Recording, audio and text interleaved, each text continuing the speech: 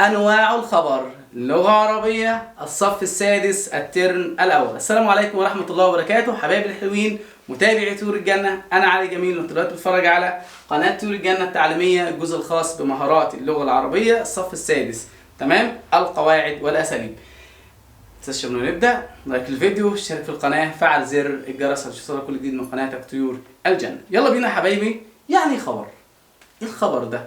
احنا عاملين كده أغنية جميلة بتقول احفظها كويس: مبتدأ اسم بنبدأ بيه، جملة اسمية وخبروه بعديه. أبقى نشرحها في فيديو تاني وبرجع اسمعها. تمام؟ حلو. المهم ناخدوا الحتة اللي تهمنا دلوقتي. مبتدأ ده اسم بنبدأ بيه، الجملة الاسمية وخبره بعديه. الخبر هو الكلام اللي هيكمل المعنى. مثال لما نقول لك كده، شايف كده، هنفكر ايه الخبر ده؟ جال لي كلام بيكمل معنى الايه؟ الجملة. شايف الراجل ده اكل وشبع، نقول له يا عم تعالى كل تاني، يقول لي خلاص انا شبعت. قال لي هو ده الخبر.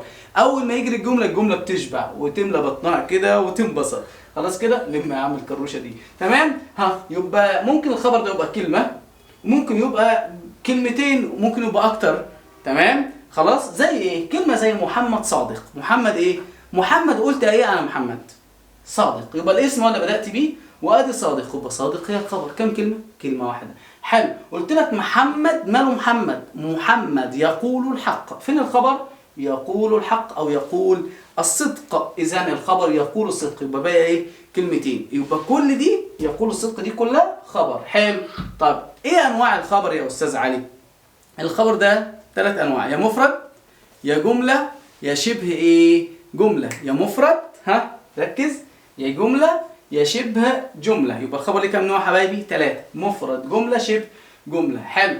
الخبر المفرد بقى قال لي ده ممكن ياتي كلمه واحده.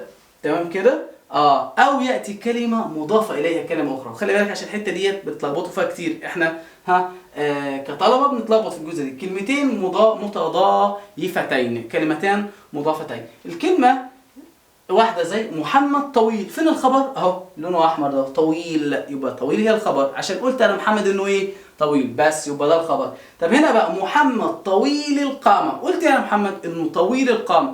كلمتين يا استاذ علي.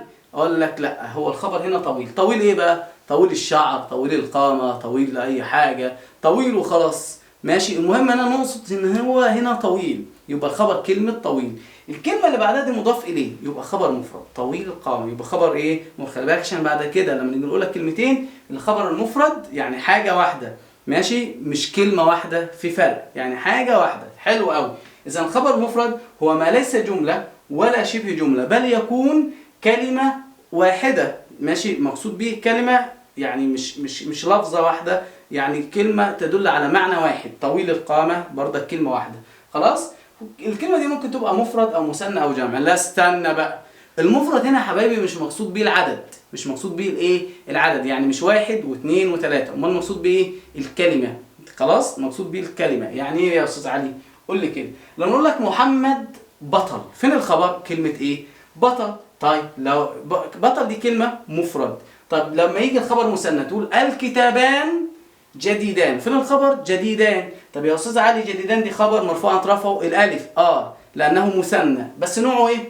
برضه مفرد عشان هو كلمه ايه؟ واحده. كلمه ايه؟ واحده. او يدل على شيء واحد. ايه يدل على شيء ايه؟ واحد. يدل على ايه؟ شيء واحد. خلاص كده؟ يبقى جديدان. ممكن نقول جديد الشكل على فكره. جديده الكتابان، جديده الشكل، وهنشيل النون عشان الاضافه. طيب يبقى جمع. المؤمنون منصورون. فين الخبر؟ منصورون. دي جمع مذكر سالم عادي. تمام كده؟ حلو قوي. يلا ناخد التدريب. اعرب الجمله. عرفت كده الخبر مفرد وجمله وشبه جمله، والمفرد ده ممكن يبقى حاجه واحده بس ممكن تبقى مفرد ومثنى وجمع، وبرضك يبقى حاجه واحده، لان واحد هنا مش مقصود بها العدد، ما المقصود بها ايه؟ اللفظه الواحده. يلا الكتابان جديدان. يلا نعرب. الكتابان مبتدا بدات به الجمله، يبقى مرفوع علامه رفعه ايوه الالف. ليه الالف؟ لانه مثنى. طب جديدان، قلت على الكتابان هم جديدان، يبقى خبر مرفوع وعلامه رفعه الالف. ليه؟ لانه مثنى. يلا مثال واعرفه. انت بقى عاوزك تعرف المثال ده اهوت تاني كده. انه مثال استاذ علي؟ انه مثال ده خلاص كده؟ ايوه هو المثال ده اهوت. ايه؟ الحاضرون فاهمون. تعرف تعرف؟ الحاضرون مبتدأ مرفوع علامة رفعه الواو لأنه جمع مذكر سالم. طب فاهمون نعرفها ايه؟ قال لي خبر مرفوع علامة رفعه الواو لأنه جمع مذكر سالم. سهلة؟ وقف بقى الفيديو، اعرب انت ده المثال ده لوحده، تدريب بمفردك، ما تخليش حد يساعدك ها على إعراب الخبر المفرد. اعرب المتفوقون محبوبون، تعرب متفوقون، تعرب محبوبون. عرفت الإجابة؟ اكتبها في التعليق وريني إجابتك يا شاطر. يلا. الخبر الجملة. يعني ايه جملة؟ يعني جملة اسمية أو جملة فعلية. يعني الجملة تبقى اسمية كلها؟ لا، الخبر لوحده يجي جملة اسمية. مثال كده: النبي خلقه عظيم. فين الخبر؟ خلقه عظيم. خلق دي مبتدأ وعظيم دي خبر وفي ضمير ربطهم مع بعض، يبقى دول كلك خبر للنبي. يعني ايه الكلام ده؟ هنشرحها تاني. يلا. الخبر جملة فعلية، النبي اهو المبتدأ ماليش دعوة بيه بقى، هتيجي هنا جملة فعلية لوحدها اهو، يبلغ الرسالة. النبي ايه؟ بلغ الرسالة. انت في نقط هنا في كلام محذوف، الفاعل محذوف، بلغ فعل والفاعل محذوف تقديره هو عائد على النبي، والرسالة مفعول به، والجملة دي كلها خبر للنبي، جملة فعلية. والله صحيح. طب تعالى كده ناخده تدريب واحدة واحدة. يلا اعرب الجملة. الفصل شكله جميل. الفصل ايه؟ شكله جميل. تاني، الفصل ايه؟ شكله جميل. يلا نعرب، يلا بينا نعرب. الفصل مبتدأ مرفوع وعلامة رفعه ايه؟ ايوه الضمة. ليه الضمة؟ عشان هو مفرد. طب حلو. جميل، شكله جميل. شكله، ثواني بقى، انا بقول ايه على الفصل؟ شكله جميل، يبقى الخبر شكله جميل على بعضها. اسم بعده اسم فيه ضمير. خلاص، اسم بعده اسم فيه ضمير، هيبقى مبتدأ ايه؟ ثاني. مبتدأ ايه؟ ثاني اهو. الاسم بعده اسم فيه ضمير وليه خبر. خلي بالك حته ليه خبر دي عشان لو ملوش خبر مش هينفع. تمام كده؟ طيب مثال تاني. خلاص، لو قلت لك الطالب طاب شكله، خلاص كده حسن لونه. ما تقوليش بقى هنا اسم فيه ضمير، لا، انا عاوز نقول لي مبتدأ وبعده جملة كلها. الجملة كلها خبر ليه؟ الطالب شكله جميل. شكله جميل دي بدأت بإيه؟ باسم وفيها ضمير ولها خبر، يبقى دي كلها جملة اسمية. جملة إيه؟ اسمية، كلها خبر للكلمة دي. الله يا أستاذ أنا تهت، بالراحة بقى معايا، تعالى يلا كده. الفصل أهو اسم بدأت بإيه؟ مبتدأ مرفوع علامة رفعه الضمة. سيب أول دي عشان أشرحها لك. طب شكله، الفصل ماله شكله جميل، يبقى كلمة شكله جميل دي كلها خبر؟ يبقى مكونة من مبتدأ وخبر.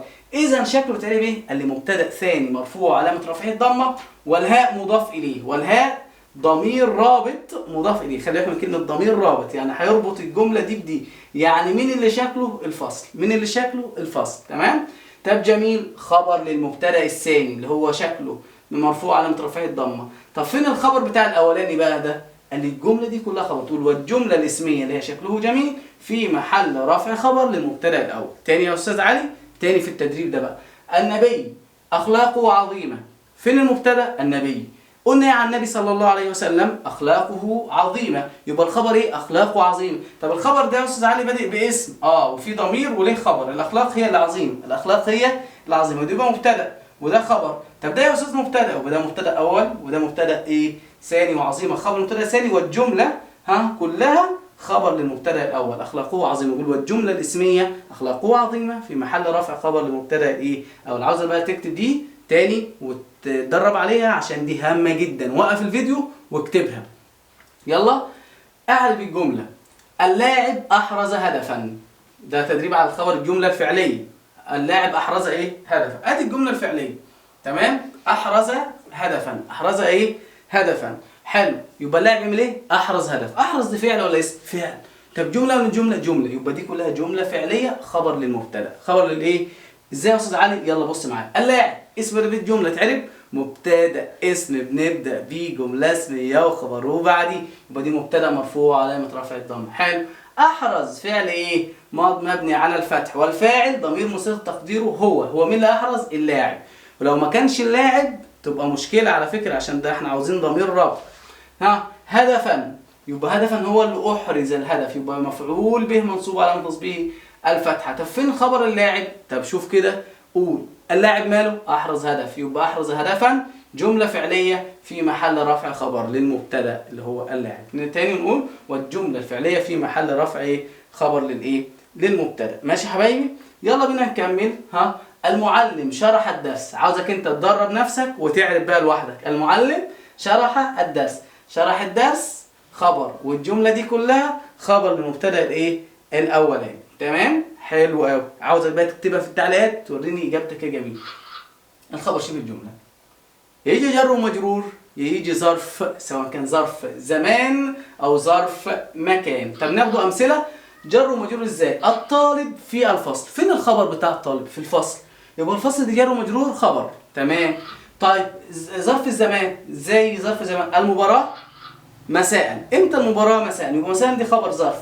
نعرفها ازاي؟ ظرف زمان منصوب علامه نصبه الايه الفتحه، والظرف ده كله في محل رفع خبر شبه ايه جمله. طب مكان نقول المدرسه امامكم. في واحد بيسال فين المدرسه يا جماعه؟ نقول المدرسه امامكم. يبقى المدرسه مبتدا، امامكم ظرف مكان منصوب على نصب الفتحه، كن مضاف اليه، وشبه الجمله امامكم في محل رفع خبر للمبتدا المدرسه. طب يلا ناخده تدريب كده عملي، يلا بينا.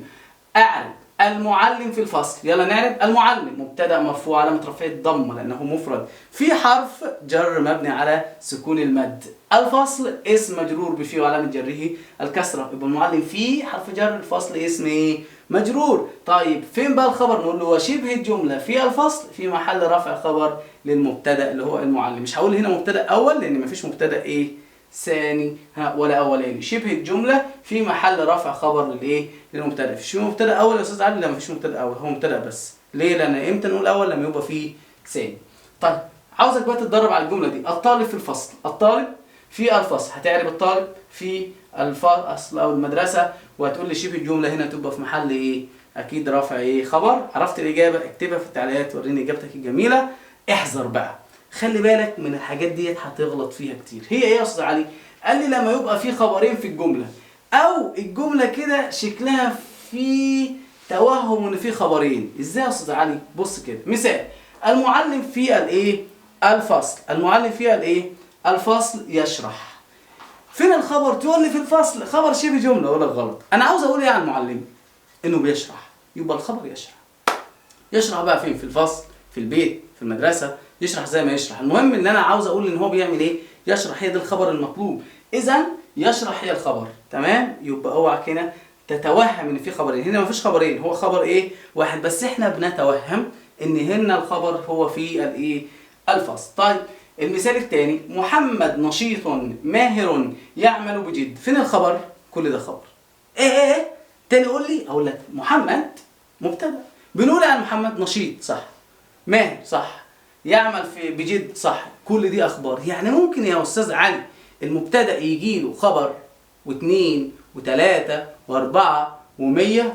ممكن يجي له كتير. خلاص كده. الله رحمن رحيم غفور كريم يغفر ويرحم ويعطي ويرزق، كل دي اخبار لكلمه الله. اذا تعدد الاخبار والنعوت جائز. يعني يجي خبر اكتر من خبر، ايوه ينفع يجي خبر واثنين وثلاثه وعشرة زي ما انت عاوز.